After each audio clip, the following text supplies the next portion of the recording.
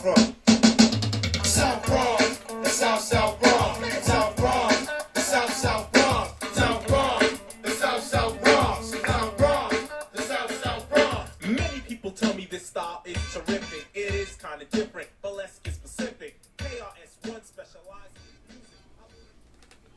Good morning, everyone. Let's get right back into our reading. We've made it a good chunk of the way through this book now. We are now on page 74, and we are getting introduced to a new character. Her name, Tanisha Scott. Page 74, Tanisha Scott. If Tyrone calls me Caramel Cutie one more time, I'll scream. I turn to cut my eyes at him and find Judy Ann staring at me again. Even after I turn away, I can feel her eyes stroking the back of my head. I'm so sick of people making a big deal over my good hair. I caught her paw on my hair just last week. I reached back and grabbed a finger before she had a chance to pull away. I spun around, more aggravated than angry, and said, "Look, it's just hair. It's not magic, so don't go rubbing it for good luck. Trust me, it ain't brought me any." Reynard stifled a laugh. You never know when that boy is paying attention. Of course, Judy Ann made out like she didn't know what I was talking about, swearing up and down she hadn't touched a single hair on my head. But I'd seen the hungry look in her eyes, like I had something she wanted. It was the same look my cousin Faith always gives me just before she says, "I sure wish I had good hair like yours," or, "I wish I was light like you," followed by, "Then boys would like me better," which isn't true, if you ask me. But try telling that to my cousin, or to Judy Ann. If she doesn't quit bugging me, I'm going to ask Mr. Ward to change my seat. She's why I chopped off all my hair last year. Well, people like her. My mother freaked when she saw me. My bangs were cut straight across my brow, and the sides were sort of squared at the neck. I looked like a clown, minus the red nose. It was the best I could do on my own, and it looked better than that time I washed it in detergent to kink it up so I could have an afro like my cousins. Anyway, Mom hated it so much, she finally forked over money for a visit to a hair salon to have it cut professionally. Served her right. I'd beg her to let me cut it off before. "But your hair is so beautiful," she'd say. "Why would you want to cut it?" My mind flashed to the school cafeteria that afternoon. I'd walked past a group of would-be girlfriends who sucked their teeth at me and said my name like it was curdled milk. They couldn't wait to spit out. "Here come Miss High Yella thinking she's all that with her so-called good hair," said one. "Far as I'm concerned, she ain't nothing," said another. "Less than nothing," said a third. I shook off the memory. "Look, Mom, you don't understand." But she wasn't listening. "Most girls, you know, would kill to have your hair," she said. "That's just it, Mom. They hate me for it. And they hate my skin. I can't do anything about my skin, okay? But my hair, I can fix." I lost the argument, of course. Then 3 weeks later, I cut it anyway. It's growing back now, and I've decided to let it. I mean, it's not like I can win, you know?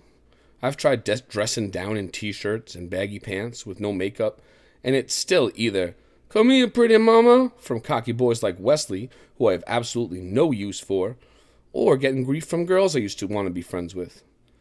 I even thought about getting brown contact lenses once to cover up my green eyes. But my friend Sterling talked me out of it. He's light-skinned too, so he knows where I'm coming from. He said he used to twist himself like a pretzel over it until he realized God loves him just the way he is. Besides, he told me, if I did start wearing colored contacts, those girls would only say I was trying to be something I'm not. And he's right. So I give up. Let them say what they want. I am not a skin color or a hank of wavy hair. I am a person. And if they don't get that, it's their problem, not mine. I'm better off with friends like Deandra and Janelle, who know I'm more than what I look like. They know I've got a brain, and I know how to use it. They are no dummies either. That's why I asked Mr. Ward if the three of us could do a group project on women of the Harlem Renaissance for extra credit. We had our first meeting at my house. "Can we do Zora Neale Hurston?" asked Janelle. I know we read Their Eyes Were Watching God in class, but she wrote a bunch of other stuff too. You're right, I said. Good idea. I picked up my pad and wrote Z, Hurston, at the top. Okay, that's a good start, but I think we should cover some women you don't hear about so much. Like Georgia Douglas Johnson. I read some of her work in a book called 3,000 Years of Black Poetry. I'd never heard of her before, and I bet nobody in class has either. Cool, said Deandra. Maybe I should read that book and see if I can get a couple ideas. You can borrow it from the library, I said. As soon as I return it, that is. We all laughed. I'm notorious for turning library books in late. Meanwhile, Deandra, you can start working on portraits of these sisters so we can use them for our report covers when we're done. I didn't wait for her to volunteer because I knew she wouldn't. For somebody who has talent, she spends an awful lot of energy hiding it.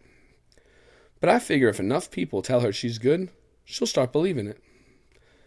That means people actually have to see her work. I'm going to make sure they do, even if I have to keep volunteering her for projects until we graduate. She's not about to say no to me. She knows I'm stubborn when I want something. We're at the first indentation in page 78. 78.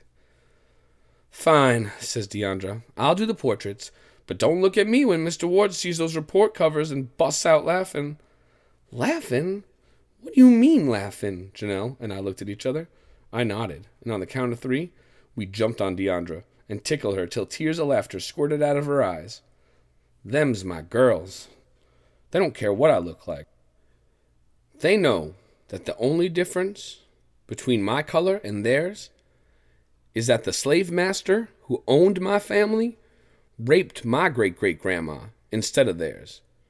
And like my dad says, that ain't nothing to celebrate or be stuck up about.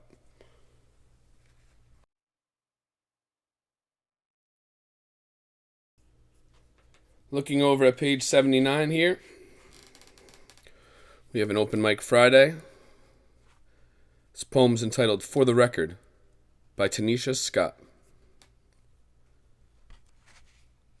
It's the blood that tells, slaves black as Mississippi mud ring the trunk of my family tree.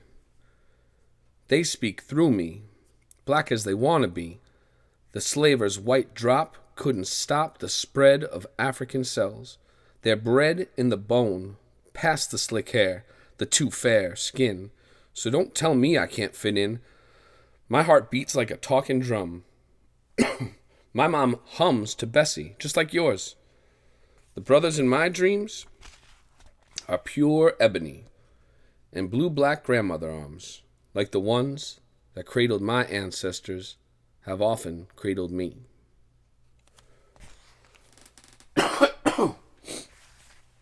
Page 81, we get Tyrone's reaction. Now I know why the sister hisses every time I call her Caramel Cutie. That'd be the last thing she wants to hear. She's proud of her African self, and I'm down with that. That's why I be wearing my kufi every chance I get. I wonder if the sister's into African music. I gotta ask her about that sometime. Maybe I could hook up some African drum music to go with her poetry for the assembly Teach told us about. She could read her stuff. I could play DJ. Yeah, I could get into that. South Bronx, the South Bronx, South Bronx, the South Bronx, South Bronx, the South Bronx, South Bronx, the South Bronx. Many people tell me this style is terrific. It is kind of different.